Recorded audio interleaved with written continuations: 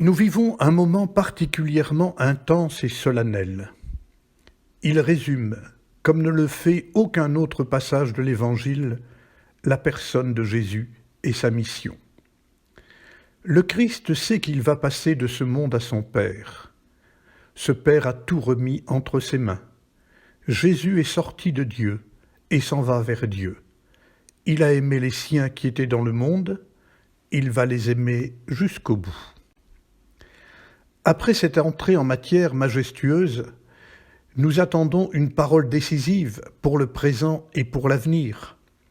Un geste qui convaincra les plus sceptiques et fera taire toutes les contradictions.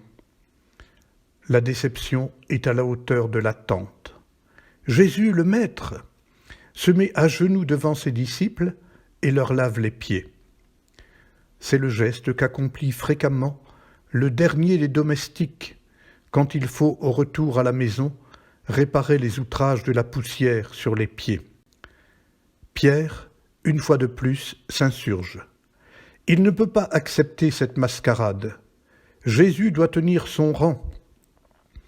Mais Pierre ne sera vraiment disciple que s'il accepte d'être totalement purifié par Jésus.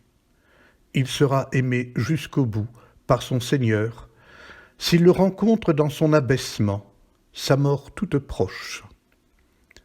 Au lavement des pieds, sur la croix, Jésus tient son rang parce qu'il le quitte.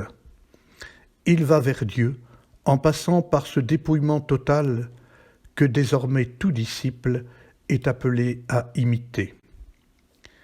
Ce soir, Jésus est agenouillé devant les malades inquiets, les agonisants inconscients, les soignants fatigués, les travailleurs exposés, les familles confinées, les enfants impatients. Il les aime jusqu'au bout, jusqu'à sa propre mort.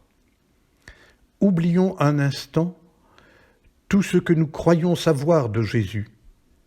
Contemplons-le lorsqu'il est à genoux, devant une humanité qui souffre. Il l'aime jusqu'au bout. C'est lui, Jésus, qui se donne dans l'Eucharistie, qui nous manque cruellement ce soir. C'est lui que nous rend présent l'Église. C'est lui dont les évêques, les prêtres, les diacres sont les ministres. Aujourd'hui encore, le Fils de Dieu, à genoux, aime jusqu'au bout.